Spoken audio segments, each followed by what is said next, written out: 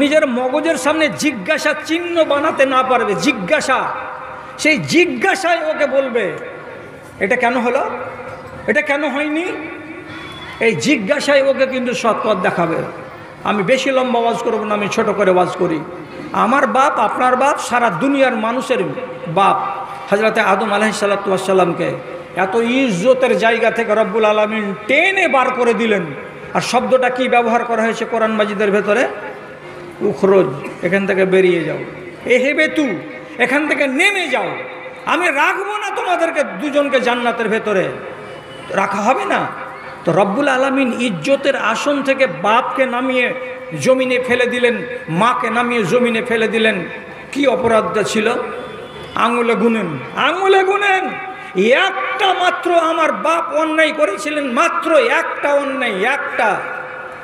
আল্লাহ তাআলা বলেছিলেন গাছের তলায় যেও না, ওনারা দুজন চলে গেছিলেন, ফল খেয়ে নিয়েছিলেন। এই সামান্য একটা অপরাধ, আর তাতেই আল্লাহ তাআলা এত রাগলেন যে জান্নাত থেকে দুনিয়াতে পাঠিয়ে দিলেন। তাহলে আপনি যে বসে বসে তসবিহ জপছেন আর বলছেন ইনশাআল্লাহ আমরা মরে জান্নাত পাবো, ইনশাআল্লাহ আমরা মরে জান্নাত পাবো, তা আপনার ইনশাআল্লাহটা কত চওড়া, আপনার ইনশাআল্লাহটা কত লম্বা, এর ভোল্টেজ কত? আর ইনশাআল্লাহর উপরে আপনার এত কেন ভরসা? আমল নাই, কোনো ইনসাফ নাই, আপনার কাছে কোনো দিনদারি নেই, দেয়ানদারি নেই, আর আপনি খালি বলছেন গাল বড়াই করে ইনশাআল্লাহ ইনশাআল্লাহ আমরা মরে জান্নাত চলে যাব। 10টা অন্যায় করবেন, ও একটা অন্যায় করে জান্নাত থেকে বেরিয়ে গেল, আর আপনি 10টা অন্যায় করবেন আর করার পরে মুখ বড় করে বলবেন আমি জান্নাতে যাব। এর মতো জাহেল দুনিয়াতে কে আছে? খবরদার, এই কথাটা কোনোদিন মুখে আনিয়েন না যতক্ষণ পর্যন্ত নিজেকে সামলাতে না পারবেন। কেন? রব্বুল আলামিনের ফরমানকে যারা অমান্য করবে তারা আল্লাহর নজরে ভালো মানুষ নয়। আল্লাহর ফরমান হচ্ছে দুই প্রকার, একটা না বাচক আর একটা হ্যাঁ বাচক। যেটা নিষেধ করেছেন সেটাও আল্লাহর হুকুম, যেটা আদেশ করেছেন সেটাও আল্লাহর হুকুম। আর আপনি অমান্য করবেন, করার পরে বলবেন যে আমি তো ঈমানদার লোক। আল্লাহর কসম খেয়ে বলছি, ইমাম মালিক রহমাতুল্লাহ আলাই একখানা কিতাব লিখে দিয়ে গেছেন, বড় মূল্যবান কিতাব।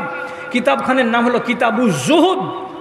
এই কিতাবের ভেতরে লেখা আছে, এত মিষ্টি কথাটা ফেলতে পারবেন না আপনিও। ওখানে লেখা আছে আবুল আলিয়া রাহিমাহুল্লাহ থেকে বর্ণিত। এইটা কি বলেছেন? সাইয়াতি আলান নাসে জামানুন তাখরুবু কুলুবুন নাসে মিন হালাওয়াতিল কোরআন। একটা সময় আসবে, ওই সময়ের মানুষগুলো কেমন হবে? তাদের অন্তরে কোরআনের ভালোবাসা থাকবে না, তাদের অন্তরে কোরআনের মোহাব্বত থাকবে না, তাদের অন্তরে নবীজির ফরমান হাদিসের মায়া মোহাব্বত থাকবে না। এগুলো থেকে তাদের অন্তরটা সব খালি হয়ে যাবে, কোরআনের মোহাব্বত থাকবে না। এর মানেটা কি? কোরআনের কথাগুলোকে ওদেরকে ভালো লাগবে না। এটাই হলো কোরআনের মোহাব্বত অন্তর থেকে খালি হয়ে যাওয়া। আরও বড় করে তিনি কি বলছেন? এজাল্লাম ইয়াতু বিমা আমার আল্লাহ, যে কথা আল্লাহ তাআলা তাকে আদেশ করেছেন যেটা করো, এটা করো, এটা করো, সে যদি করতে না পারে তো আবার গাল বড়াই করে বলবে আমরা তো হলাম ইমানদার, আর আল্লাহ রাব্বুল আলামিন হলেন গাফুরুর রহিম। আমরা মুসলমানের বাচ্চা, আর আল্লাহ তাআলা হলেন গাফুর, মানে অধিক ক্ষমা প্রদানকারী। তাহলে আল্লাহ তো আমাদেরকে মাফ করে দিবেন যদি আমরা ভুল করে যাই। কত বড় কলেজা, পাপ করেই যাবে আর বলছে কি আল্লাহ আমাদেরকে মাফ করে দিবেন। আবার যদি ওরাকে বলা যায় যেটা নিষেধ সেটা করলে কেন, এটা যে আল্লাহ রাব্বুল আলামিন নারাজ হবে তোমার উপরে, তখন বলছে যদিও অন্যায় করেছি কিন্তু আমরা শিরকের গুনাহ করিনি। আল্লাহ তাআলা শিরকের গুনাহকে মাফ করেন না, তিনি নিজেই বলেছেন আমি শিরকের গুনাহকে মাফ করি না। তো আমরা তো এটা শিরিক করিনি, কি করেছি? তো নমাজটাই তো ছেড়েছি, কি করেছি? তো মদটাই তো খেয়েছি, কি করেছি? তো সুদটাই তো খেয়েছি, এগুলো করেছি। আল্লাহ রাব্বুল আলামিন এগুলো সব ক্ষমা করে দেবেন। গাল বড়াই নয়। কোরআনের মোহাব্বত থাকবে না, এক যুগ আসবে মানুষের ভিতরে। ভাইজান, আপনাদেরই মতো একগুলো মানুষ, তাদের সংখ্যা সহি সূত্রে বর্ণিত হয়েছে, যেটা সেটা বলছি 70 জন লোক। সেই 70 জন লোক হলো কে? তো ফেরাউনের দরবারে বেতন খাওয়া, বেতনভুক্ত জাদুঘর। এরা 70 জন লোক, বড় বড় জাদুঘর। যখন আল্লাহ তাআলা হুকুম করলেন মূসাকে আর হারুনকে আলাইহিস সালাম, তোমরা ফেরাউনের কাছে যাও, তোমরা তাকে হেদায়েতের কথা দাও, বলো, শোনাও, এক আল্লাহর বাণী তার কানে পৌঁছিয়ে দাও, যেতে হবে। তো মূসা তখন বলছেন আল্লাহ রাব্বুল আলামিনকে যে পরওয়ারদিগার, এত পড়ার লোকের কাছে যাব যে দাম্ভিক, হয়তো মারবে কাটবে, হয়তো লোক লাগিয়ে দিবে, দিয়ে পিটন দিয়ে দিবে, কিছু হয়ে যাবে, তো ভয় লাগছে। তখন আল্লাহ রাব্বুল আলামিন সান্ত্বনা দিয়ে বলছেন, ইন্নী আসমাউ ওয়া আরা, তোমরা দুই ভাইকে বলছি যাও, আমি সব শুনতে পাবো, আমি সব দেখতে পাবো। আল্লাহ নিজে বলছেন ওখানে যাবে, তো যাওয়ার পরে তুমি কি বলবে আর ফেরাউন কি জবাব দেবে আমি আল্লাহ তাআলা শুনতে পাবো, এবং তোমাদের সামনে ফেরাউন কি আচরণ করবে আর তোমরা দুই ভাই কেমন করে কথা বলবে আমি আল্লাহ দেখতে পাবো। যদি আমি টাটকা দেখতে পাই আর আমি টাটকা শুনতে পাই, তাহলে তোমাদের উপরে যদি কোনো বিপদ নেমে আসে আমি আল্লাহ তোমাদেরকে বাঁচাবো, তুমি চিন্তা করিও না, তোমরা আরামে নিশ্চিন্তে ফেরাউনের কাছে যাও। শব্দটা আল্লাহ কোরআনে কি বলছেন, আমি দেখতে থাকবো আর আমি শুনতে থাকবো, চিন্তা করিও না। সব কথা হলো, শেষে ফেরাউন দিশা না পেয়ে নিজের জাতিকে ডেকে বলছে, ওগো, এই যে দেখছো দুটো জাদুঘরকে, যা চক্কর শুরু করেছে তোমাদেরকে দেশ ছাড়া করে রেখে দিবে, অতএব আমাদের উচিত হবে এই দুই জাদুঘরকে আমাদের দেশ থেকে তাড়িয়ে দেওয়া। কি বলছো তোমরা? সমস্ত লোক বলছে জি হ্যাঁ, এই দুই জাদুকরকে এখানে রাখা যাবে না। ইলজাম, এরা জাদু জানে, জাদু করে, জাদুঘর। ডেট হয়ে গেল, জাদুঘরকে ফেরাউন ডেকে নিল।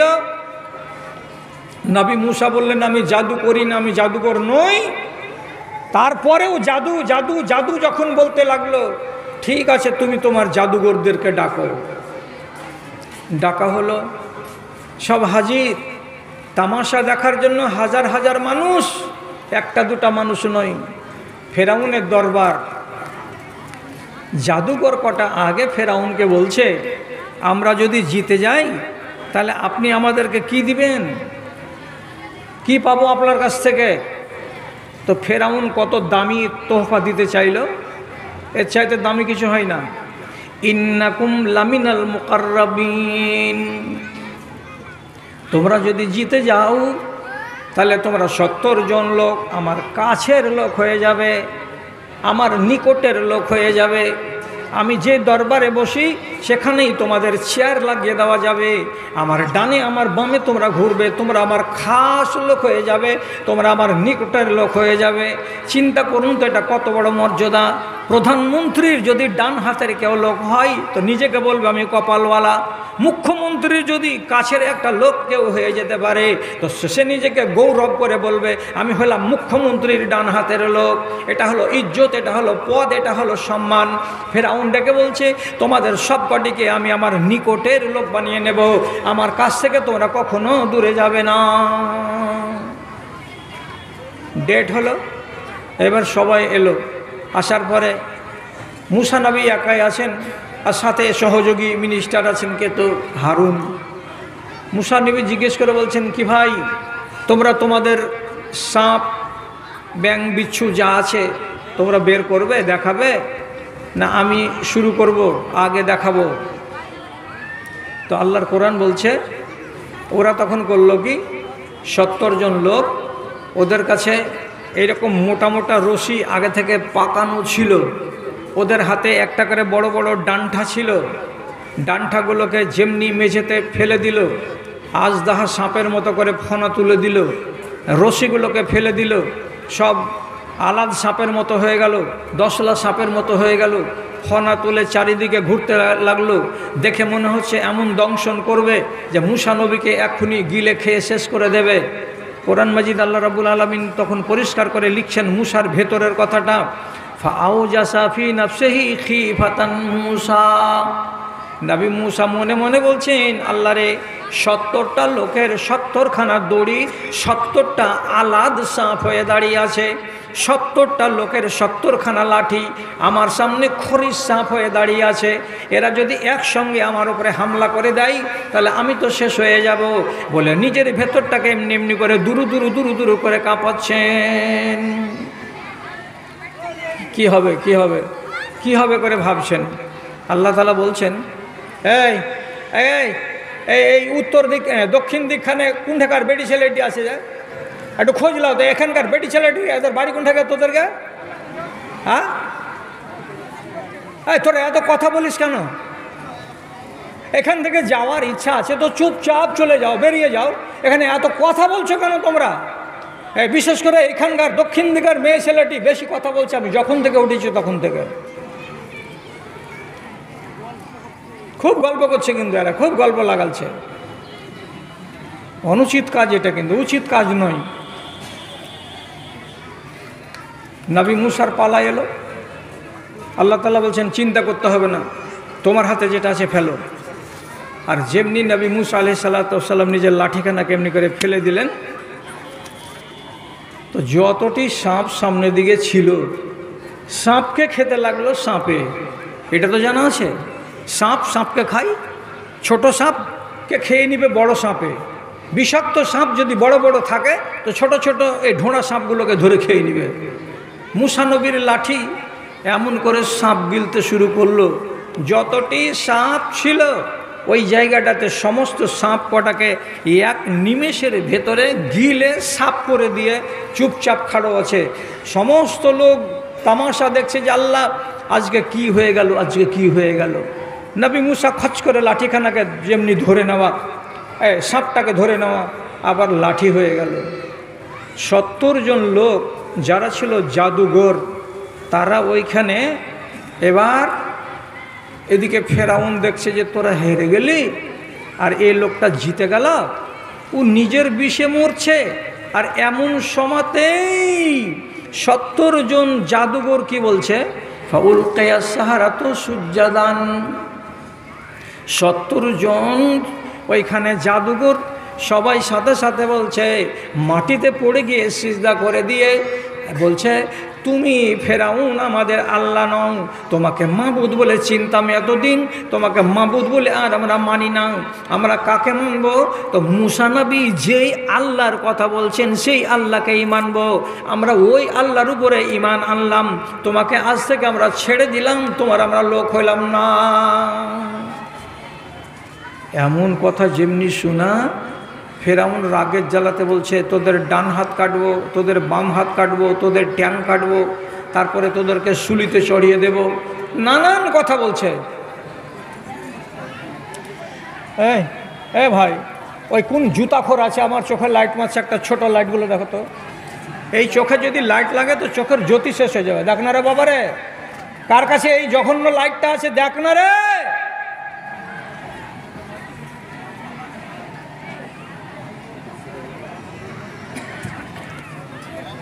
চোখটা এখন ছানা ছানা গোড়া করতে লাগলো, চোখে ছায়া হতে লাগলো।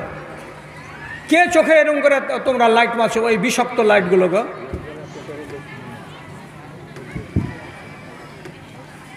মুখ দেখি এমনি গালি বাহির হয়। এখন তো আমার ইচ্ছা করছে যে কথাটা বলি, যে এই ছেলেটা রবিবারের হয়েছিল না সোমবার হয়েছিল। এক জায়গাতে বলেছিলাম যে তুই কি বন্ধের দিন হয়েছিলি নাকি, সারা ভারত বন্ধ, সেদিন তুই হলি কেন? হ্যাঁ,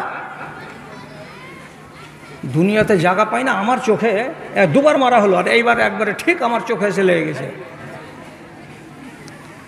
আচ্ছা, এরা যখন বললো যে আমরা ইমানে নিয়ে আসলাম, তোমাদের ট্যাঙ্ক কেটে নেব, হযরত আব্দুল্লাহ বিন আব্বাস রাদিয়াল্লাহু তাআলা আনহু বলছেন, রে যখন এই অন্তরের আলোটা আলোকিত হয়ে যাবে, পৃথিবীর কোনো শক্তি ওকে রুখতে পারবে না। সে যত বড় লাটের বেটা হোক না কেন, ওকে থামতে আর পারবে না, ও আলোর তলাতে আসবেই আসবে। তো তিনি কি বলছেন, আসবাহু সাহেরাতান ও আমসাউ সোহাদা। এই 70 জন লোক সকালবেলায় এসেছিল ফেরাউনের দরবারে জাদুঘর হয়ে। আর জাদু যারা করে তারা মুশরিক হয়, তাদের ঈমান থাকে না, এটা হলো কুফরির আলামত। আর এই কাফেরের বেশি নিয়ে কাফেরের হালাতে এসেছিল 70 জন লোক, অন্তরে আলো ছিল না, কিন্তু সন্ধ্যাবেলায় তারা চোখের সামনে আলো দেখতে পেল। কার মারফতে? নবী মুসা আলাইহিস সালাতু ওয়াস সালামের মারফতে। তখন এরা কি হলো? আমসাউ সোহাদা, সন্ধ্যাতে তারা শহীদ হয়ে গেল। দিনের বেলায় এসেছিল জাদুঘর হয়ে, আর সন্ধ্যাবেলায় তারা শহীদ হয়ে কবরে গেল। আটকাতে পেরেছে? যখন বলল ট্যাঙ্ক কেটে দিব, তখন এরাই বলেছিল, আল্লাহর কোরআন বলছে ফাকজে মা আনতা কাজিন, তোমার মনে যা লাগে তুমি তাই ফাইসালা করো গা। তুমি কি করবা? বেশি করবা তো আমাদের জীবনটাকে নিয়ে নিতে পারবা, তাছাড়া এর বেশি তুমি কিছু করতে পারবা না। ঈমানের জন্য গোড়াতে যে একটা কথা বলেছিলাম, তা হাদিসটাকে তখন আমি বলিনি। সেটা হাদিসটা কি আছে? এত মিষ্টি হাদিস যে সম্মান করুন হাদিসটাকে। আল্লাহ রাব্বুল আলামিনের নবী বলছেন, ইন্নাল্লাহা ইউতিল মালা লিমান ইউহিব্বুহু ওয়া লিমান লা ইউহিব্বুহু ওয়া ইন্নাল্লাহা ইউতিল ঈমানা লিমান ইউহিব্বুহু। সহিহ জামে। আল্লাহ রাব্বুল আলামিন দুনিয়াতে যাকে পছন্দ করেন না তাকেও ধন দেন, দুনিয়াতে আল্লাহ রাব্বুল আলামিন যাকে পছন্দ করেন তাকেও ধন দেন। ধনের বেলা আল্লাহ বলছেন, নবীজি বলছেন, যাকে আল্লাহ পছন্দ করেন তাকেও ধন দৌলত দেওয়া হয়, আর যাকে পছন্দ করেন না তাকেও ধন দৌলত দেওয়া হয়। ধন দিয়ে কিন্তু কোনো দিন ঈমানকে চেনা যায় না, ধন দিয়ে কোনো দিন মানুষের দিলকে পরীক্ষা করা যায় না। ধনটা আসল স্ট্যান্ডার্ড নয়। আপনি ধনী তো, আপনার বাড়ি হলো কোথায়? মালুপাড়া। আপনি ধনী বলে আল্লাহর কাছে ইজ্জতওয়ালা, এটা কথা নয়। যদি এটা কথা হইতো তাহলে ভারতবর্ষের সবচাইতে বড় নাম করা ধনী, তার নাম হলো আদানি, এ তো আল্লাহর কাছে পেয়ারা হতো। তা আদানি তো আল্লাহর পেয়ারা নয়, এ তো মুশরিক। তো ধন পেয়েছেন বলে নিজেকে আপনি ভাববেন না যে আল্লাহর পেয়ারা। আমি ধন দিয়ে আল্লাহর পেয়ারা হয় না। আল্লাহ বলছেন, যে ভালো আমার নজরে তাকেও ধন দৌলত দিই, যে আমার নজরে খারাপ তাকেও আমি ধন দৌলত দিই। তাহলে আসল জিনিসটা কি? ওয়ালাকিন্নাল্লাহা ইউতিল ঈমানা লিমান ইউহিব্বুহু। তবে আল্লাহ রাব্বুল আলামিনের নবী বলছেন, যাকে আল্লাহ তাআলা পছন্দ করেন, যাকে আল্লাহ তাআলা ভালোবাসেন, তাকে ঈমানের সম্পত্তি দান করেন, সে ঈমানদার হতে পারে। আর যাকে আল্লাহ তাআলা পছন্দ করেন না, সেই লোকটাকে আল্লাহ তাআলা ঈমান কোনোদিন দান করেন না। খেয়াল করুন কথার দিকে। রাসূলুল্লাহর বিহাই, বুঝতে পারছেন? বিহাই তো, বিহাইটা না বুঝবেন তার কি বুঝবেন? রাসূলুল্লাহর বিহাই, সে হচ্ছে আবু লাহাব। যে সূরাটা আপনি রোজ রোজ নামাজে পড়ছেন, তাব্বাত ইয়াদা আবি লাহাব, এই আবু লাহাব এটা হলো রাসূলুল্লাহর বিহাই। রসুলের 2 বেটির বিয়ে হয়েছিল আবু লাহাবের 2 বেটার সাথে, ওতবা আর ওতাইবা। তো যখন নবীজির উপরে একটা সূরা নাজিল হলো, এত লম্বা করতে পাওয়া যাবে না, শর্টে বলছি, এই সূরাটাই হলো সূরা লাহাব, তাব্বাত ইয়াদা আবি লাহাব। আবু লাহাবের 2খানা হাত মাটিতে মিশে যায়। এই সূরা যখন নাজিল হলো, তখন আবু লাহাব রাখতে রাখতে বাড়ি গিয়ে 2 বেটাকে ডেকে বলছে, বেশি হয়ে গেল জি, হাওয়া করছে জি, বলছে, রাসি আলা রাসে কুমা হারাম। দেশওয়ালি তর্জমা, তোমরা দুজন আমার কাছে হারাম, আমি তোমাদের কাছে হারাম। যতক্ষণ পর্যন্ত তোমরা 2 বেটা আমার কথা না মানবে, আমার কথা না শুনবে, ততক্ষণ পর্যন্ত তোমরা আমার ভালো বেটা নও, এবং আমি তোমাদের বাপ নই। 2 ছেলে এক বাপকে বলছে, আব্বা আপনার মতো ভালো বাপ কোথায় আছে? আপনাকে বাপ বলে জানি আর বাপ বলে মানি, কোনো অবস্থাতেই আপনার নাফরমানি করব না। ঠিক আছে, তাহলে তোরা জানিস এই যে লোকটা, অর্থাৎ তোদের শ্বশুর, আজকে কোরআনের আয়াত পড়ে শুনিয়েছে, মক্কার লোকেরা খবর দিল, ওতে আমার নাম আছে। কি নাম আছে? যে তাব্বাত ইয়াদা আবি লাহাব। তোর বাপের 2খানা হাত মাটিতে মিশে যাক। বুঝতে পারছিস?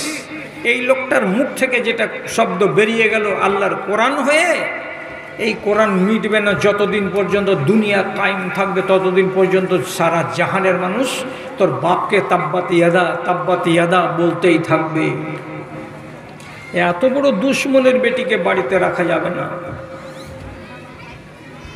হয়ে গেল হুকুম, তালাক দিয়ে দাও। দুই স্ত্রীকে, নবীজির দুই বেটিকে তালাক দিয়ে দিল।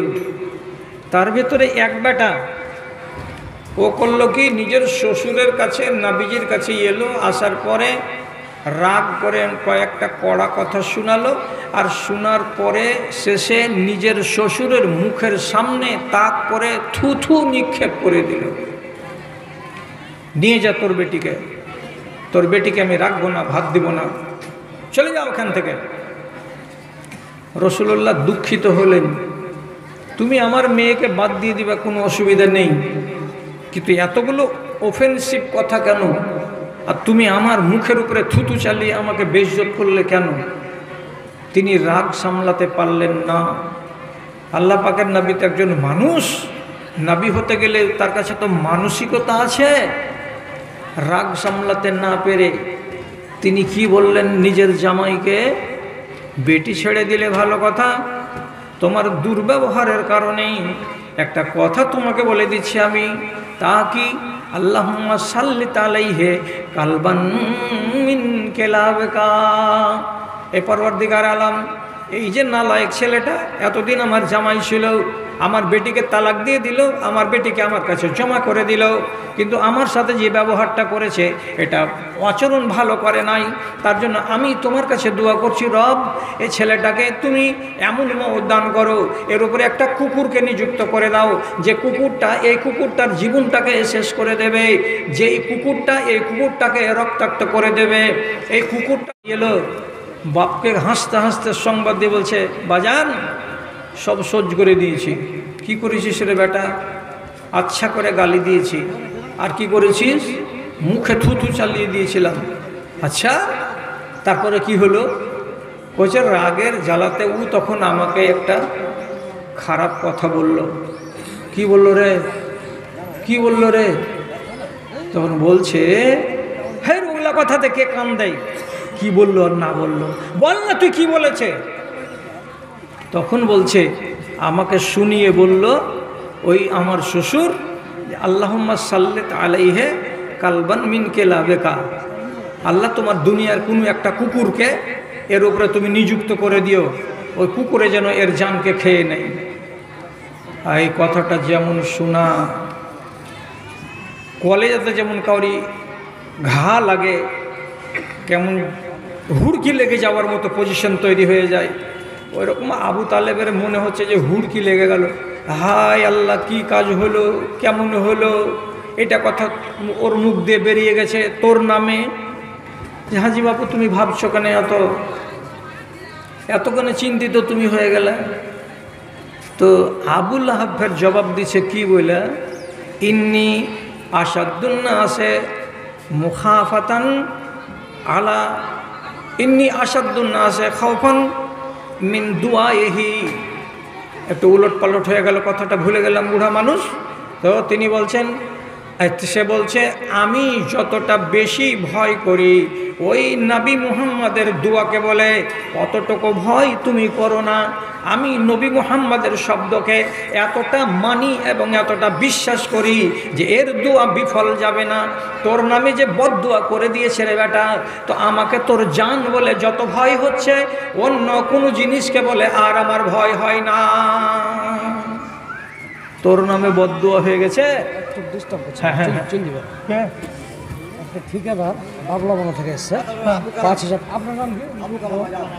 আপনার নাম হাসানুজ্জামান, বাবলাবনা বাড়ি। হাসানুজ্জামান, বাবলাবনা বাড়ি। 5,000 টাকা নগদ দিলে একটা ভাগনা পড়ছে এখানে। আচ্ছা আচ্ছা, 5,000 টাকা নগদ। আপনি বড় মানুষ হিসেবে। আচ্ছা আচ্ছা আচ্ছা, ঠিকাদার মানুষ একটু বড় করতে হবে ভাই। পাতলা টোলা আবুল কালাম, এটা কতটি? এটা 5,000। এটা 5,000। আর বাকি 5,000 বাকি আমার দাদা দাদি মানে দাদা দাদির নামে। আচ্ছা আচ্ছা আচ্ছা কিন্তু আমার দাদা বড় ভাই ঠিকাদারি করে ভাগনা। আচ্ছা আচ্ছা আচ্ছা, আল্লাহুম্মা সাল্লি আলাইহি আল্লাহুম্মা বারিক আলাইহিম। পরওয়ারদিগার এই ছেলের বাপ দাদা নানানি যারা আর হাসানুজ্জামান, এদের যারা আহল আয়াল কবরবাসী হয়েছে, আল্লাহ তুমি তাদের দরগুজার করিও, তাদের কবরকে তুমি নূরে মুনাওয়ার করো, যতদূর পর্যন্ত চোখের জ্যোতি যায় আল্লাহ অতদূর পর্যন্ত কবরকে প্রশস্ত করে দাও। আল্লাহ মাকসের মালাহু ওয়ালাদাহু ওয়া বারিক লাহু ফিমা রাযাকতাহু। আচ্ছা, আর একটু আপনাকে ডিস্টার্ব করতে, হ্যাঁ আমার মনিরুল কারি সাহেব এই মাদ্রাসার শিক্ষক, হ্যাঁ আমার দাদি হ্যাঁ মানে একটা লাখ মাছি দিয়ে ওঠাচ্ছে। একটা লাখ মাছি দিয়ে পাঠিয়েছে। আচ্ছা আলহামদুলিল্লাহ, তো রাখো, ঠিক আছে। আল্লাহ মাগফিরাল্লাহ ওয়ারহামহু। ও দাদিটা মারা গেছে না দাদুটা? দাদুটা মারা গেছে। আচ্ছা আচ্ছা আচ্ছা, আল্লাহ মাগফিরাল্লাহ ওয়ারহামহু ওয়া আইয়িদহু বিল ইলমি ওয়া যায়্যিনহু বিল ঈমানি ওয়াত তাকওয়া ওয়া লা তুরযু বিল ফিতানি ইয়া রাব্বাল আলামিন। আমিন বিরহমাতিকা ইয়া আরহামার রাহিমিন। হ্যাঁ, তো বলছিলাম বেটা, দুনিয়াতে কোনো লোক এতটুকু ভয় করে না মুহাম্মাদের কথা শুনে যতটুকু ভয় আমি করি। তাহলে বেটার জানে ভয় নেই, কিন্তু বাপের জানে কত ভয় আছে। যে দোয়া করেছে কেমন, যে তোর উপরে যেন আল্লাহ তাআলা কোনো কুকুরকে নিযুক্ত করে দেয়। বেটা চিন্তা করে না, কিন্তু বাপের চিন্তা বেড়ে গেছে। কত বিশ্বাসটা আছে এদিকে। ঘটনা কি হলো লম্বা করছি না আমি। কোনো এক সময় ওই বেটারাই বেরিয়ে গেল ব্যবসা করার জন্য বিদেশে। যখন বেরিয়ে যাচ্ছে তখন বাপ বলছে, দেখ রে, তোরা 10-12 জন লোক গেলি, এক শিয়ারের লোক, ব্যবসা করতে যাবি তো আমার বেটাকে খবরদার, রাস্তাতে রাতের বেলায় যে তোরা রাত কাটাবি তো ওর বিছানা যেন কিনারাতে না হয়। ওর বিছানা হবে সব সময় মাঝখানে। তোরা চারিদিকে গোল করে বিছানা লাগাবি আর আমার বেটাটাকে মাঝখানে রাখবি। কেন? ওর মগজে টক্কর খেয়েছে কি বলে, কোনো সময় কোনো এক জানোয়ার এসে আমার ছেলের উপরে হামলা করে দিতে পারে। এত কিছু যত্ন করার পরেও বাড়ি থেকে বেরিয়ে গিয়ে 6 দিন 7 দিনের রাস্তা যাওয়ার পর কোনো এক জায়গাতে বিশ্রাম করছিল সিরিয়ার রাস্তায়। রাতের বেলায় জঙ্গলের একটা বাঘ এলো, নেকড়ে বাঘ এসে এটাকে শুকে দেখে, কিছু বলে না, সরে যায়। আরেকজনকে শুকে শুকে দেখে, মুখটাকে সরিয়ে নেয়। আরেকজনের কাছে যাই, মুখটাকে সরিয়ে নেয়। এ করে করে মাঝখানে যেটা শুয়েছিল লোকটা, চাদর টাঙিয়ে মুখটাকে ঢেকে তার কাছে গিয়ে একটু শুকে দেখলো। আর শুকে দেখার পরে কি বুঝলো আর না বুঝলো, সাথে সাথে আক্রমণ করলো। আর আক্রমণ করে তার গলাকে কেটে দুখান করলো।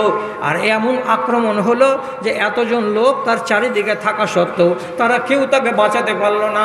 বাড়ি থেকে দূরে বিদেশের মাটিতে ওই নেকড়ে বাঘের হাতে বা কুকুরের হাতে তার মরণ হয়ে গেল। সে নিজের বাড়িতে মরতে পেল না। রাসূলুল্লাহর কথাটা সত্য হলো।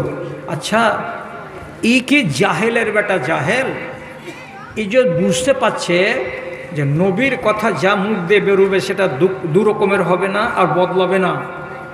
তাছাড়া নিজের ছেলে যে এমনি হয়ে মরে গেল, তো তুমি তো জানতে পারছো যে নবীজির দোয়া লেগে গেছে বাচ্চাকে, না হলে কুকুরে কেন কামড়াবে আর বাঘে কেন কামড়াবে আর সে মরবে এই হালাতে। তো এতগুলো নিদর্শন তোমার চোখের সামনে আসছে, তো তোমার মনের দরজাটা খুলছে না কেন? মনের দরজা যদি খুলে যায় আর সে নিজে নিজে যদি বাড়িতে বসে বসে অন্যান্য লোকের মতো হিদায়েত হয়ে যায়, তাহলে তো তার কপালটা ভালো হয়ে যায়। কিন্তু আল্লাহ রাব্বুল আলামিন আবু লাহাবকে পছন্দ করেননি, যার কারণে চোখের সামনে এত নিদর্শন এসেছে, তবুও তিনি সে ইমানের রাস্তা পায়নি। কত লাঞ্ছিত মরণ মরেছে জানেন? মরলো তো বিছানে মরলো, আর মরলো তো এমন একটা রোগে মরলো যে যেই রোগটাকে আরবের লোকেরা বলতো ছুঁয়াচে রোগ। এই রোগীর কাছে যে থাকবে তাকে ওই রোগ লেগে যাবে। এই জন্য মরা লাশকে রেখে দিয়ে বেটা বেটি স্ত্রী ছেলে মেয়ে সব দূরে পালিয়ে গেল। এরা গায়ে হাত দিয়ে গোসল দেওয়া, কাফন পরা, গাঁড়া কোড়া একবারে বাদ, কেউ ছুতে এলো না তাকে। শেষে দুনিয়ার লোক বলল, মরা লাশকে বাইরে রেখে দিবি, তোদের বেইজ্জতি হবে। যেমন করে পারবি একটা লাশকে পুঁতে দে মাটির তলায়। ওর খাটের কাছেই খাল খুঁড়েছে, আর খাটের কাছে খাল খুঁড়ে হাত দিয়ে নামায়নি, বাঁশ লাগিয়ে লকড়ি লাগিয়ে বিছান থেকে গড়িয়ে ফেলে দিয়েছে। নিজের বাপকে এমনি করে ট্যাংখানা ধরে আর হাতখানা ধরে তাকে মেঝেতে শুয়ায়নি, লকড়ি দিয়ে ঠেলে ফেলে তাকে কবরে শুয়েছে, ফেলে দিয়েছে, দিয়ে মাটি চাপা দিয়ে দিয়েছে। কত বড় লাঞ্ছিত মরণ মরেছে। কেন এমন হলো? আল্লাহ রাব্বুল আলামিন বলে দিয়েছেন সূরা আনামের ভেতরে, যাকে আমি পছন্দ করি না তার অন্তরে সিল মেরে দেব। যত তুমি ওয়াজ করো না কেন, যে বদ হালাতে আছে সে বদ হালাত তার ছুটবে না, থেকেই যাবে ওই হালাত। চরখির নাজিরের বাবা মারা গেছে, তাই জন্য 2000 টাকা দিল। চরখির নাজিরের বাপ মারা গেছে, তার জন্য 2000 টাকা। আল্লাহুম্মা সাল্লি আলাই, আল্লাহুম্মা বারিক আলাই। পুরাতন জায়গা নিয়ে 200 টাকা দোয়া করে দিল। আচ্ছা, মাশাআল্লাহ, আলহামদুলিল্লাহ, জাযাকাল্লাহ। কি বলছিলাম? তোমাকে যদি আল্লাহ আক্কেল দিয়ে থাকে, তাহলে তোমাকে নিজের আক্কেলের দ্বারাতে এটা পরীক্ষা করে নিতে হবে, দিয়ে আল্লাহ রাব্বুল আলামিনকে রাজি করে রাখতে হবে। আমি লম্বা করি না, আমি লম্বা করছি না, ছেড়ে দেবো, আদায় আসতে শুরু হয়ে গেছে। শুধু একটা কথা আমি বলি, রাসূলুল্লাহ মক্কা থেকে হিজরত করে মদিনা গেলেন, তো বহু লোক দেখার জন্য ভিড় লাগালো। এখান থেকে লোক, এখান থেকে লোক, এখান থেকে লোক, লোকে লোক, লোকে লোক মদিনাতে এসে ভিড় লাগিয়ে দিয়েছে দেখবো বলে। এই জায়গাতে এলো একটা লোক, ইহুদিদের আলেম, তার নাম আব্দুল্লাহ বিন সালাম। আলেম, ইহুদিদের আলেম। এ তখন বলছে, আমি এখন দেখা করতে যাব না, দাঁড়াও। নিজে নিজে বলছে দাঁড়াও, অপেক্ষা করো। দিয়ে কি বলছে, ফালাম্মা ইন ফাজালাত, যখন মানুষের ভিড় কমে গেল, ওয়াস্তাম্বাতা ওয়াজহুহু, এবং নবীজি স্থির হলেন, মুখটাকে ধুয়ে শান্ত হলেন, আর ডানে বামে লোকের কোনো ভিড় ভাড় নাই, তিনি কেবল একাই আছেন, আর তার সাথে আর 2-4 তার সাহাবী সাথে আছেন। তখন আমি 2 ঘন্টা 2.5 ঘন্টা ইন্তেজার করার পর নবীজির কাছে এলাম। সব দেখে দেখে চলে গেল। আমি যখন ঢুকলাম, তো আমি দেখতে গেলাম তার চেহারার দিকে ভালো করে নজর দিয়ে।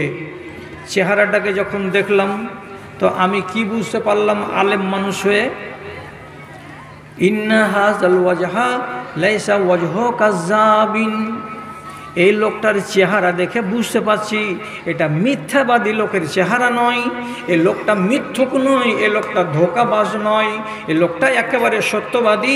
সে লোকটা যে নবী বলে নিজেকে দাবি করেছে, আমার মন সাক্ষী দিয়ে বলছে এটা মিথ্যুক নয়, এটা সত্য লোক।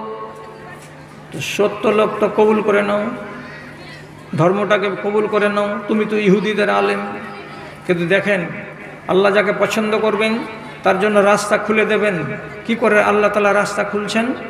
কিছুক্ষণ পর তখন বলছে, দাঁড়াও, আমি এখনও কিছু পরীক্ষা করব, আর পরীক্ষা করার পর আমার মন যদি বলে তাহলে আমি এই লোকটাকে মানব, আর আমার মন যদি না সাক্ষ্য দেয়, আমার কথার সঙ্গে যদি তার কথা মিল না হয়, তাহলে আমি একে এখনও নবী বলে মানব না, তবে লোকটা মিথ্যাবাদী নয়। এবার কিছুক্ষণ পর মুসলমানেরা নামাজ আদায় করল রাসূলুল্লাহর পিছন দিকে। এই 15-20-30টা লোককে নিয়ে রাসূলুল্লাহ মসজিদে বসে বসে একটা ছোট্ট করে খুতবা দিলেন। তো খুতবাটা হলো ইসলাম ধর্মের বড় মিষ্টি কথা। ইন্নাল হামদালিল্লাহ নাহমাদুহু ওয়া নাস্তাঈনুহু ওয়া নাস্তাগফিরুহু বলে রাসূলুল্লাহ খুতবা দিলেন। আর খুতবা দেওয়ার পরে তিনি 2-3টা কথা বললেন, যে কথাগুলো হলো শুধু ভ্রাতৃত্বের উপরে, এক অপরকে ভালোবাসার উপরে।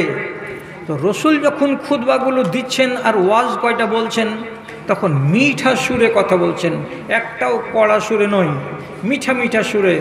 নিজের এই সাথীকে ভাইয়ের মতো করে দেখো, তোমাদের মালিকানাতে যে মেয়ে ছেলেগুলোকে আছে, এগুলোকে তোমরা আল্লাহর বান্দি হিসাবে তাদের স্নেহ করো, তাদেরকে ভালোবাসো। তোমরা দেখো, চুরি করিও না, তোমাদের ইজ্জত সম্মান এতে বৃদ্ধি পাবে। তোমরা হালাল রুজি খেও না। তো যতগুলো কথা নবীজি বলছেন, সব যেন মনে হচ্ছে চিনি মাখিয়ে মাখিয়ে, মধু মাখিয়ে মাখিয়ে। তখন আব্দুল্লাহ বিন সালাম বলছে, এইখানে তো ওরই লোক আছে, ডানে বামে আর কোনো লোক নেই, আর এখান থেকে 7 কিলোমিটার দূরে আমাদের গ্রাম ইহুদিদের। তো ইহুদিদের সম্বন্ধে তো আজকে একটা গরম গরম ভাষণ দিতে পারতেন উনি। এই মুসলমানেরা, আমরা মদিনাতে চলে এসেছি, এখন আমাদের শক্তি হয়ে গেছে, আমরা সংখ্যাতে বেড়ে গেছি, এখন আমাদেরকে যারা মানবে তারা মানবে, আমাদেরকে যারা মানবে না তাদেরকে আমরা গুঁড়া করে রেখে দেব, তাদেরকে এই করে দেব, তাদের ওই করে দেব। রাসূলুল্লাহ কোনো গরম গরম ভাষণ দিলেন না, যদিও তিনি ইসলামী রাষ্ট্রের খানিকটা পতন করেই দিয়েছেন, আর তার ডানে আর বামে এতগুলো লোক আছে, তবুও মিষ্টি মিষ্টি কথা বলছেন। আমার মনের 3 ভাগের 2 ভাগ পাকা হয়ে গেল, এটা নবী হবেই, নবী ছাড়া আর কেউ নয়। তারপরে বলছে আরও একটা পরীক্ষা আছে, পরীক্ষাটা করব, তাতে যদি নবীজি ইনি হন তাহলে পাস করতে পারবেন, আর তিনি যদি নবী না হন তাহলে পাস করতে পারবেন না। স্কুল পাড়ার মুজিবুর রহমান 10 বস্তা সিমেন্ট। স্কুল পাড়ার মুজিবুর রহমান 10 বস্তা সিমেন্ট, আলহামদুলিল্লাহ, মাশাআল্লাহ, জাযাকাল্লাহ। আর একজন আমার ভাই 1000 টাকা দিয়ে গেছেন। আল্লাহুম্মা সাল্লি আলাইহি আল্লাহুম্মা বারিক আলাইহি। আল্লাহ পরওয়ারদিগার আলম, তুমি তার কল্যাণ করিও, দুনিয়া আর আখিরাতে তুমি তাকে কামিয়াব বানায়ো, আমিন বিরহমাতিকা ইয়া আরহামার রাহিমিন। বলছে আরো পরীক্ষা করব। এটা একজন আমার কাকাতো ভাই, ওই এজাবুল মিস্ত্রির ছেলে মুক্তার আলম, এজাবুল মিস্ত্রির ছেলে মুক্তার আলম কেরালা থেকে 1000 টাকা। আল্লাহুম্মা সাল্লি আলাইহি আল্লাহুম্মা বারিক আলাইহি। আমাদের গ্রামেরই মাইনুল ছেলে ছেলে মুমতাজ আলী, 1200 টাকা মায়ের নামে আর বাবার নামে অন্যান্যদের নামে। আল্লাহুম্মা আগফির লাহুম জামিআন। আল্লাহ তাআলা তুমি তাদের সকলকে তুমি বকশিশ করে বকশে দিও, গুনাহ খাতাকে তাদের মাফ করিও। আল্লাহ তাদের কবরে কোনো সংকট থাকে তো সংকট থেকে তুমি মুক্তি দিও, আমিন বিরহমাতিকা ইয়া আরহামার রাহিমিন। এইবার রাসূলুল্লাহর গোড়াতে বসে এবার কথা শুরু হলো, জি আপনি নবী বলছেন নিজেকে? রাসূলুল্লাহ বলছেন হ্যাঁ আমি নবী, আখেরি নবী আমি। তো বলছি দেখেন, আপনাকে আমি 3টা প্রশ্ন করব, আপনি যদি আমার প্রশ্নের জবাব দিতে পারেন তাহলে আপনাকে নবী বলে মানব, আর আপনি যদি আমার প্রশ্নের জবাব দিতে না পারেন তাহলে আপনাকে নবী বলে মানব না। তবে এইটুকু কথা আমি সাক্ষী দেব যে মানুষ হিসাবে আপনি কিন্তু ভালো, আপনার ব্যবহারটা আমাকে ভালো লাগছে, আপনার চেহারাগুলো দেখে আমাকে ভালো লাগছে, আপনাকে সত্যবাদী বলে মনে হচ্ছে, কিন্তু আমি নবী বলে মানব না যতক্ষণ পর্যন্ত আপনি আমার প্রশ্নের উত্তর না দিতে পারবেন। তো আপনাকে কি আমি প্রশ্ন করতে পারি? তখন আল্লাহ পাকের নবী বলছেন হ্যাঁ, তোমার যেটা প্রশ্ন আছে মনের ভেতরে সেটা তুমি যদি করো তো তোমাকে আমি পাওয়ার দিলাম, অনুমতি দিলাম, তুমি প্রশ্ন করো। তো বলছে আমার প্রশ্ন 1 নম্বর হলো এই, আল্লাহ রাব্বুল আলামিন কিয়ামতের দিন জান্নাতীদেরকে খানা দিবেন, তো প্রথম খানা কি হবে? কোনটা খানা দিবেন আল্লাহ প্রথম জান্নাতীদেরকে? বিরিয়ানি, গোশত রুটি, ডাল ভাত, কি হবে খানাটা? এটা আপনাকে বলতে হবে। আর 2 নম্বর কথা, মা বাবার 5টা সন্তানের ভেতরে কোনোটা বলছে এটা আমার মতন হয়েছে, আর কোনোটা বাড়িওয়ালি বলছে এইটা ছেলে এটা বেটা আমার মতো হয়েছে। একই ঔরুস থেকে কোনোগুলো ছেলে মায়ের মতো হচ্ছে আর কোনোগুলো ছেলে ওর বাপের মতো হচ্ছে। তো একটা ছেলে বাপের মতো হচ্ছে আর আরেকটা ছেলে মায়ের মতো হয়ে যাচ্ছে। একই তো মেশিন, একই তো ফ্যাক্টরি, মাল দুরকম কেন হচ্ছে? জবাব দিতে হবে। আর 3 নম্বর কথা বলছে কি, কিয়ামত তো হবে, তো কিয়ামতের আগে অনেক আলামত আছে। বেটা ছেলে বেটি ছেলে হাত ধরাধরি করে হাঁটবে, মানুষেরা ধন কামাই করবে তো বলবে খালি টাকা চাই, হালাল হোক নেই হারাম হোক ওগুলা দেখার নাই। এই যুগ হবে, তখন কিয়ামত আসবে। যেদিন ঠেঁঠার বেটা ঠেঁঠা, মৌলভী ইলিয়াস তর্জমাটা করে দেখ, হাদিসে লেখা আছে লোকা বুনো লোকা, ন্যাংটার বেটা ন্যাংটা, ন্যাংটার বেটা ন্যাংটা। যেদিন লোকেরা ওকে দেখে বলবে ইন্না সাআদাতান নাস বিদ-দুনিয়া, দুনিয়ার দিক দিয়ে সবচাইতে ভাগ্যবান লোককে এই লোকটা। দেখো এদের 3 তলা বাড়ি, 3 তলা বাড়িওয়ালা লোকটা কেমন ছিল? তো যার বাপ বিড়ি কিনে খাইতে পারেনি, পরের বিড়ি একখানি 5 খান দিয়েছে, তো ওইটুকাকে চুষে নিশা মিটিয়েছে, সেই ন্যাংটার বেটা 3 তলা বাড়ি করবে আর করে বলবে যে আমার মতো লাট সাহেব দুনিয়াতে খেয়ে আছে। একবারে সহি ঝকঝক করছে হাদিস। জমি নেই, জিরাত নেই, কিছু নেই, আল্লাহ কি করলেন না করলে গুজরাট গিয়ে টাকা কামাই করে 3 তলা বাড়ি কষে দিল, আর দিয়ে এসে বলছে যে আমি হলাম সবচাইতে জ্ঞানী আর গুণী, আর আমি পণ্ডিত, আমি এই আর আমি সেই। রাসূলুল্লাহ বলছেন এটা যেদিন দেখতে পাবা কিয়ামত কায়েম হবে। আর কি হবে? ও তান্তে কররাই বাজাতো, যেগুলো হলো মাথা মোটা, যার পেটে বিদ্যা নাই, যার কাছে ইলম নাই, যার কাছে জ্ঞান নেই, সেই রকম ঢোঁড়া সাপগুলো কি হবে? দেশের নেতা হবে। বিচারে কথা বলবে কে? তো ওই মাথা মোটা। মাদ্রাসার মালিক কে হবে? ওই মাথা মোটা। মসজিদের সেক্রেটারি কে হবে? তো ওই মাথা মোটা। কেন? ওর জবানটা খুব তেজ এবং ওর ডান আর বামে সাঙ্গ পাঙ্গ আছে। ওর কাছে ইলিম না থাকতে গেলেও ওই মাথা মোটা লোকেরাই কথা বলবে। যেদিন এরকম দুনিয়া হবে সেদিন জানতে হবে কিয়ামত হবে। তা আমি তো এক গাদা পড়ে রেখেছি কিয়ামতের আলামত, কিন্তু আমি আপনাকে যেটা জিজ্ঞেস করছি, সর্বপ্রথম যেটা আলামত, বড় আলামত, বড় আলামত কোনটা? কোনটা প্রথম? তো বড় আলামত তো আছে, যেমন ইয়াজুজ মাজুজ বেরিয়ে আসবে, একটা জানোয়ার বের হবে, তারপরে দাজ্জাল বের হবে। এই যেগুলো বড় বড় আলামত আছে, তো এই আলামত গেলে বড়গুলো তো আছে 15 থেকে 16টা। তো এই জিজ্ঞেস করে বলছে সবচাইতে বড় আলামত কোনটা, এটা আমাকে বলতে হবে। এখন দেখেন রসুল্লাহকে কেমন আজমাইশে ফেলেছে পরীক্ষা করার জন্য। তখন রসুল্লাহ ঠান্ডা মাথাতে জবাব দিয়ে বলছেন, হাসির কথা নয় বাবা, এটা খুব সত্য কথা এবং খুব ন্যায্য কথা। কিয়ামতের দিন আল্লাহ রাব্বুল আলামিন জান্নাতীদেরকে প্রথম খানা খেতে দেবেন বড় বড় 500 মণ 700 মণ ওজনের যেগুলো মাছ, সেই মাছের কলিজা খেতে দিবেন আহার হিসাবে। কাবেদিল হুতে, হাদিসে আছে কাবেদ মানে কলিজা, মাছের কলিজা খেতে দেবেন রব্বুল আলামিন জান্নাতীদেরকে সর্বপ্রথম। এটা হলো পহিলা আহার। ফলমূল পরে। আব্দুল্লাহ বিন সালাম মাথাটাকে জ্ঞানী মানুষের মতো করে ধীরে ধীরে ধীরে ধীরে ঝাঁকাচ্ছেন আর বলছেন, পহিলা নম্বর প্রশ্নের উত্তর তো ঠিক পেয়ে গেছি, বাকি দুটার উত্তর যে কি হয়। আচ্ছা, এরপরে একই বাড়ির স্বামী স্ত্রীর ছেলে পেলে কোনটা মেয়েটার মতো হয়, কোনটা বাপের মতো হয়, এটা কেন হয়? তো এটা একটু শরমের কথা, একটু লুকিয়ে বলছি, আপনারা বুঝে নিয়েন, এত ওপেন বলা যায় না কথাগুলো। সেটা হলো এই, নবীজি বলছেন স্বামী স্ত্রী মিলন করার টাইমে এক ধরনের পানি, যাকে বাংলাতে বীর্য বলা হয়, এই জিনিসটা নির্গত হয় দুইজনেরই। তো রেহেম পর্যন্ত যার বীর্যটা বেশি যাবে, আগে যাবে, ওই লোক ওর মতো হয়ে যাবে বাচ্চাটা। বাপেরগুলো যদি আগে যায় তো বাপের মতো হবে, আর মায়েরগুলো যদি রেহেমে আগে যায় তো মায়ের মতো চেহারা হবে। যা তাজ্জব বনে যেয়ে বলছে মুখ ঝুঁকিয়ে ঝুঁকে, এটাও তো উত্তর ঠিক। এই জন্য তো কোনোটা ছেলে মার মতো হয় আর কোনটা ছেলে বাপের মতো হয়। যারটা বেশি হবে সেই রকম হয়ে যাবে ছেলেটা। আল্লাহ তুমি জানো ভিতরের কথা, আমি জানি না, অতগুলো কথা খুলতে পারছি না। হয়ে গেল এটা।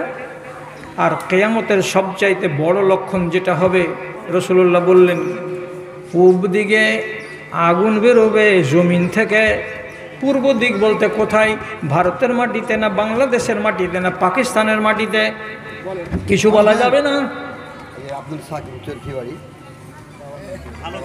বাবা মারা গেছে, আব্দুল কাইম মাস্টার বলতো। হ্যাঁ, 10,000 টাকা দিলেন। 10,000 টাকা।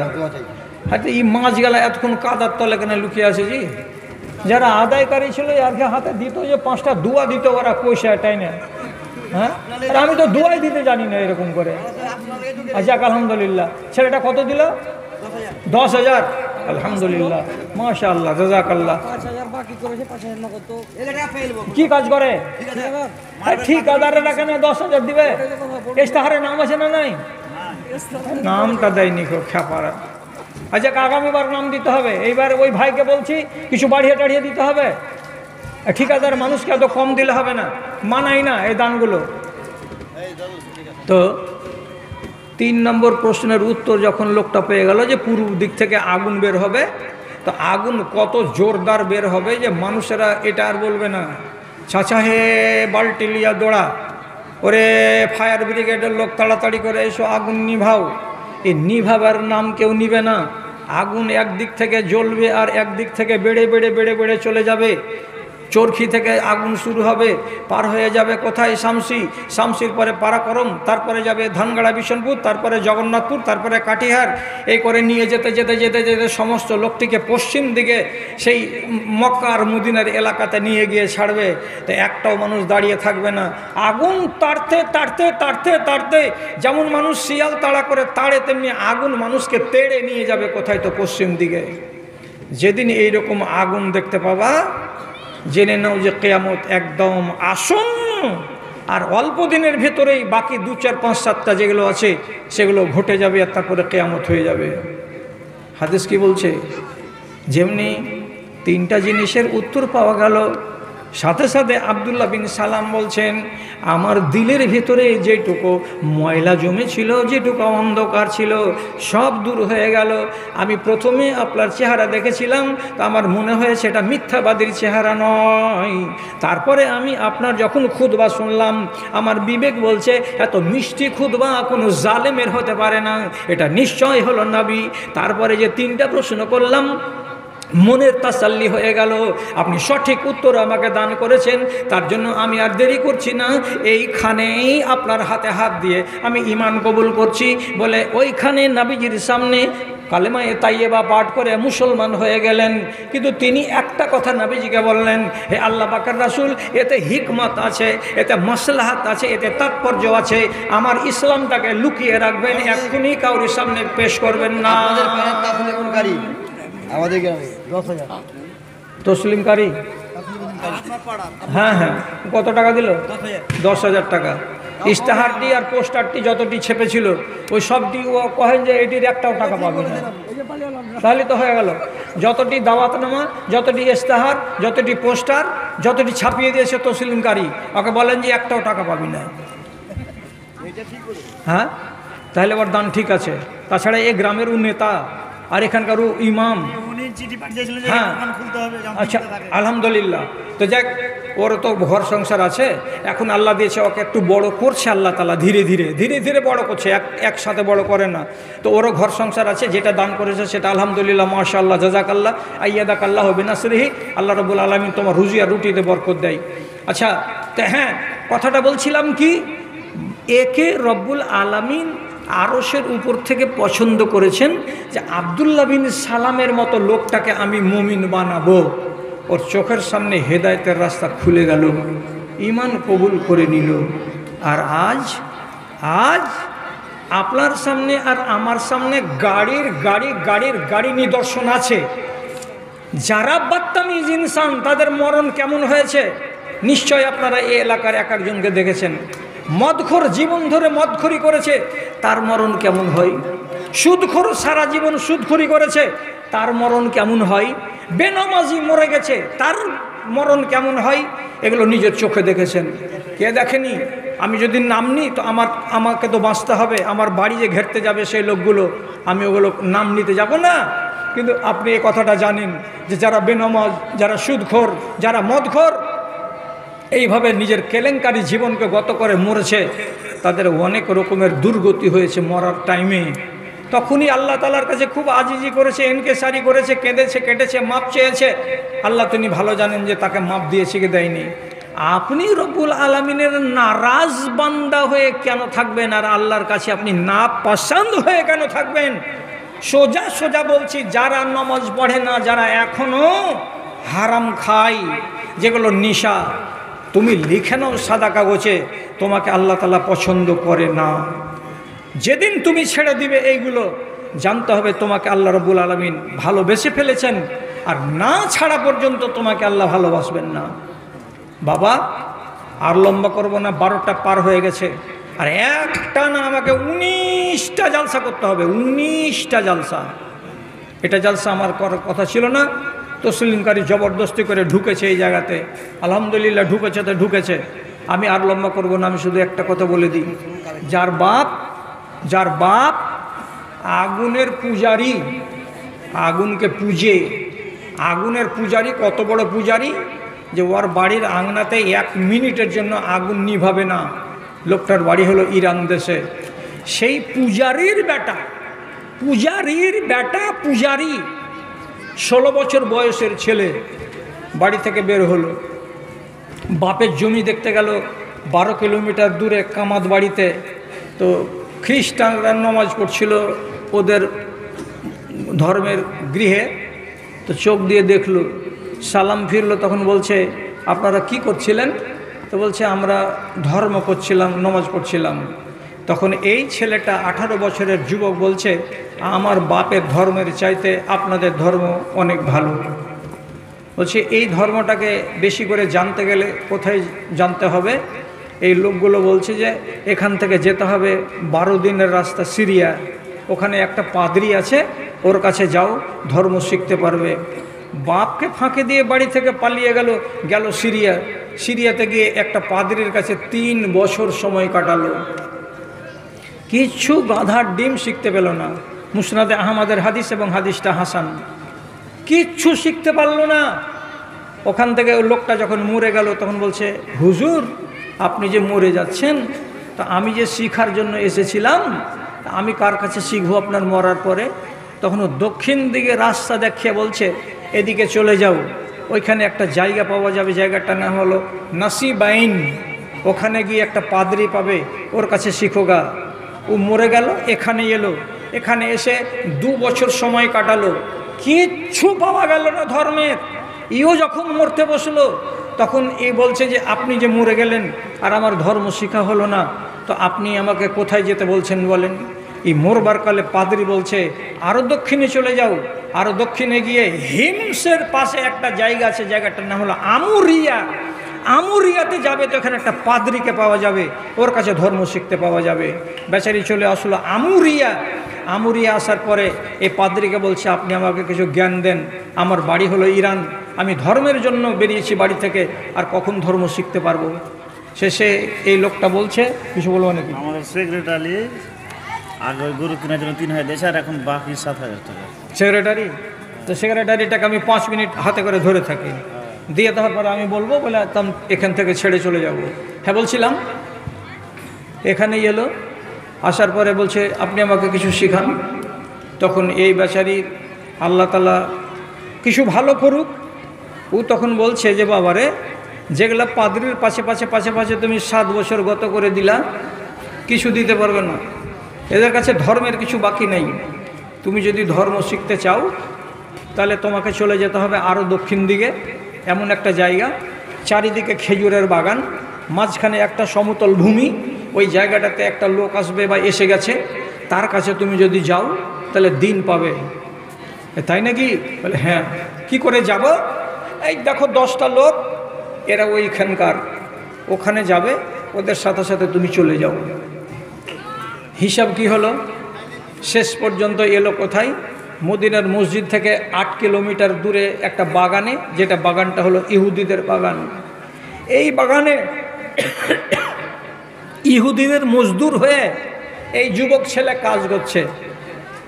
এই ইহুদির ছোট ভাই রসুলুল্লাহর কাছ থেকে কিছু শুনে টুনে বড় ভাইকে যা বলছে, ভাই শুনেছ কি নবী এসছে একটা মদিনাতে, ভালো ভালো কথা বলছে, আর বলছে যে ও নাকি শেষ নবী, ওই আখিরি জামানার নবী।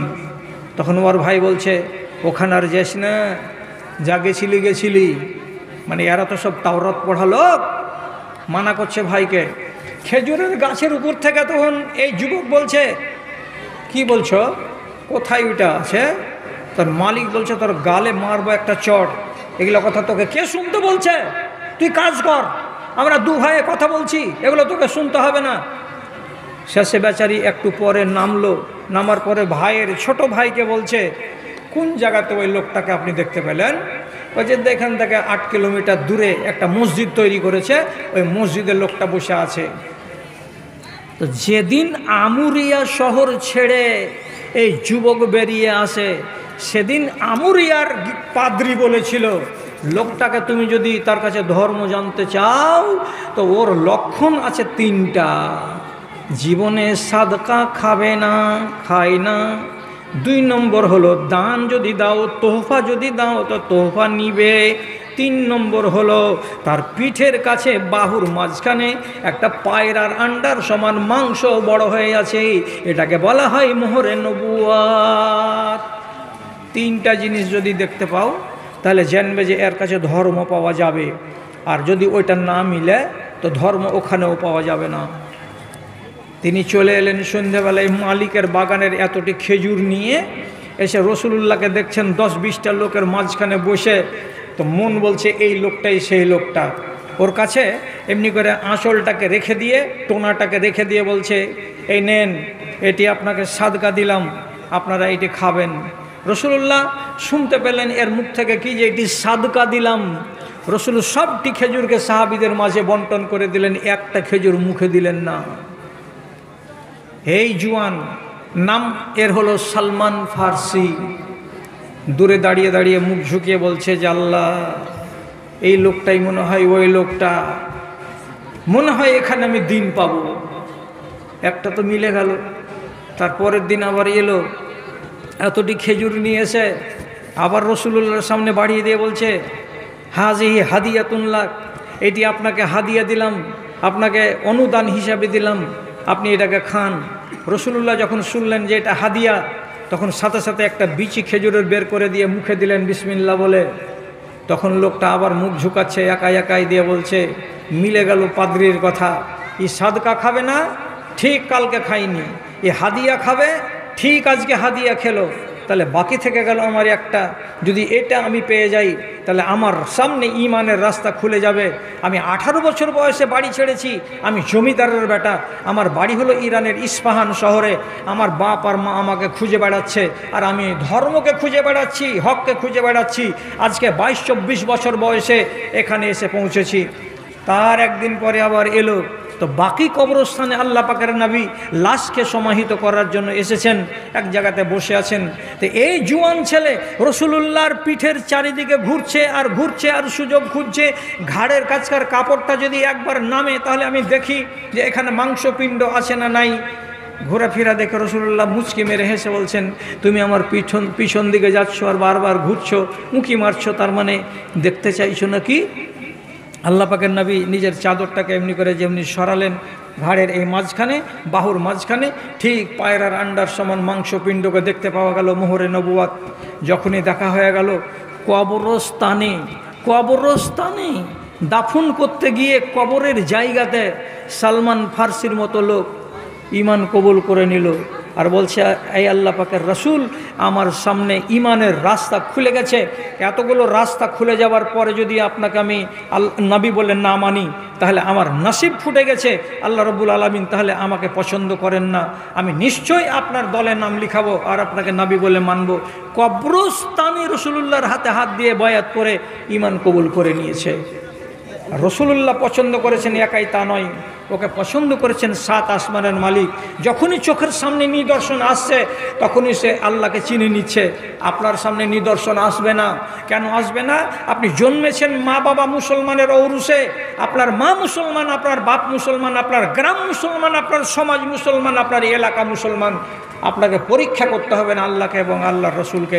যা কিছু শুনছেন জুমার মসজিদের, যা কিছু শুনছেন আলেম ওলামাদের মুখ থেকে, এইটিকে শোনার পরে নিজের ঈমানটাকে বলিষ্ঠ করে রাখেন। দাদারা আমার, ঈমানকে দাগদার করে আল্লাহর কাছে নারাজ হয়ে নাপসন্দ মানুষে আপনি বাঁচবেন না। হ্যাঁ, কি বলছি এটা? কাকিমা বাবা মার জন্য 1000 টাকা। আর উঠিয়েন না, 5টা মিনিট একটু দাঁড়ান, আল্লাহর রাস্তায় একটা কথা বলে দিই আপনারাকে ছেড়ে দেওয়ার আগে বলছি, সেক্রেটারি সাহেব গরুর জন্য দিয়েছিলেন 3000 টাকা, এখন দিলেন 7000 টাকা। আর সারফুল হক দিয়েছে 1000 টাকা। আর এখানে একটা চাঁদির তোড়া দান করেছে। আলহামদুলিল্লাহ, মাশাআল্লাহ, জাযাকাল্লাহ। আচ্ছা দাদারা আমার আর মায়েরা আমার, আপনাদের কাছে আমার একটা নিবেদন, ছোট্ট করে নিবেদনটা হলো এই যে আমি আদায়কারী নই, তো যাওয়ার কালের লোককে বলি যে তোমরা আমাকে 10 টাকা করে 20 টাকা করে টাকাগুলো দাও। তো এই 10 টাকা 20 টাকা করে লোকেরা যে দেয়, তো তাতে টেবিল এতখানি উঁচা হয়ে যায়। তো আপনারাকে বলছি বেশি করে দিয়েন না, থোড়া করে দেন। আর একটা কথা বলছি, কথাটাকে বেয়াদবি মনে করিয়েন না, সব কিছুরই দুয়া জানছেন।